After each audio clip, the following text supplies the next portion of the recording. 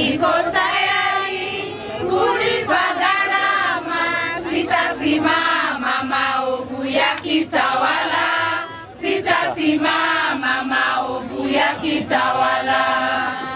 Ufisadi, ubinafsi, ukabila, kuuza sera, wataki kuuza sera,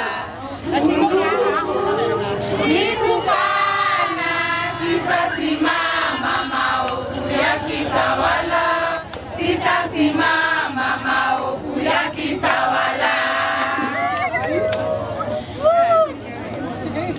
Fellow Kenyans and members of the Fourth Estate, my name is Faith Nora Lukosi, a resident of Makadara constituency. And as concerned residents of Makadara constituency, we have come here together to express our deep disappointment and concern over the improper conduct of public participation that has been done by the area MP Honorable George Aladwa on the Constitution Amendment Bill 2025. Despite receiving a budgetary allocation and clear directives by the Speaker of the National Assembly, Honorable Moses Wetangula, to ensure that public participation is undertaken across all constituencies in the country, it is unfortunate that Honorable Aladwa has failed to issue any public notice or organize a legitimate public forum. No invitations were extended to Makadara residents, local community leaders, civil society groups, religious representatives, youth, women, or persons with disabilities. Is there any person here who has attended a public participation forum? No! Have we been engaged on the public participation? No! So this is an issue, it's a worrying concern that where we are discussing serious matters of concern for residents of Makadara, we have not been involved in public participation despite having a budget for the same. Instead, our area MP on 5th of May 2025 staged a photo shoot moment at his office with approximately 15 members of his staff and allies, falsely claiming on social media that Makadara residents had turned up in large numbers. This was not public participation. It was a mockery of democracy and an insult to the more than 120,000 registered voters in our constituency. Beyond this most recent betrayal of public trust, Honorable Aladwa, as a member of parliament, has also failed the residents of Makadara in terms of how he has been managing the NGCDF fund. In Makadara, as the audit reports show, the Auditor General has flagged millions of shillings in unsupported expenditures within Makadara constituency. 3.76 million Kenyan shillings spent on domestic travel and allowances had no supporting documentation, while another 51.6 million Kenyan shillings transferred to schools lacked critical records such as delivery notes, project inspection reports, or completion certificates. In the same way, serious procurement violations have been recorded in Makadara constituency. The NGCDF committee made direct payments of 26.5 million Kenyan shillings to contractors, contrary to Section 48 of the NGCDF Act, which requires funds to be channeled through project accounts. Bursary fund management is another biggest challenge with the NGCDF fund in Makadara constituency. Bursary fund management under Honorable Aladwa has been riddled with irregularities over the 3 financial years under review.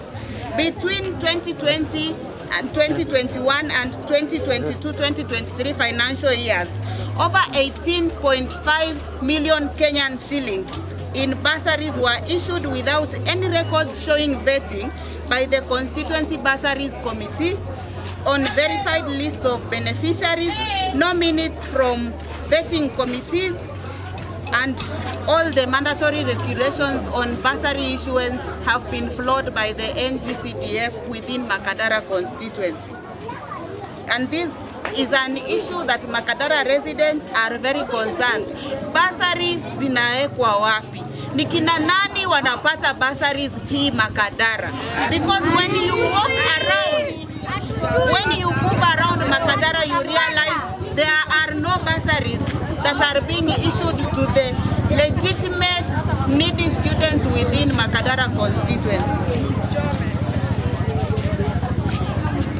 There was also no oversight by the required project management committees, particularly in FY 2021-2022, when over 142 million Kenyan shillings was spent without any monitoring or progress reports submitted to the NGCDF committee. On matters sports, which is the backbone of talent within Makadara constituency, we have experienced an issue of misallocation and mismanagement of the sports kitty under the NGCDF. The sports development allocation of 2.6 million Kenyan shillings was spent with zero evidence of how the funds were utilized or who benefited, showing a complete breakdown of accountability mechanisms.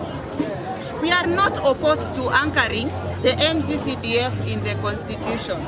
In fact, we support entrenching it as a way of insulating the fund from political whims and ensuring sustained constituency development. However, entrenching a fund that has become a cash cow for political elites without fixing its accountability gaps is reckless and dangerous. What Makadara has experienced under Honorable Aladwa is proof of what happens when power is unchecked and public funds are treated like personal property. We therefore call for the bill to include proper mechanisms for performance evaluation, transparency, and citizen oversight. And in the same respect, using Makadara as a case example where Honorable Aladwa has mismanaged NCGDF funds and he has failed to undertake public participation as directed by the Speaker of the National Assembly, we are making these following demands. One, that immediately a fresh and properly convened public participation forum on the Constitution Amendment Bill 2025 be held in Makadara, in line with the principles of public participation under Article 10 and Article 118 of the Constitution. Two, that within 14 days, ESCC to commence investigations and DCI to undertake a forensic audit into the use and management of NGCDF funds in Makadara constituency. And three, that the proposed constitutional amendment be revised to include robust checks and balances, transparent project management structures, and sanctions against misuse of funds to protect taxpayers and guarantee real development. Fellow Kenyans, as Makadara constituency residents, it is really our hope that this NGCDF fund is going to work for us. It is going to work for the people. We want to see real development in Makadara constituency.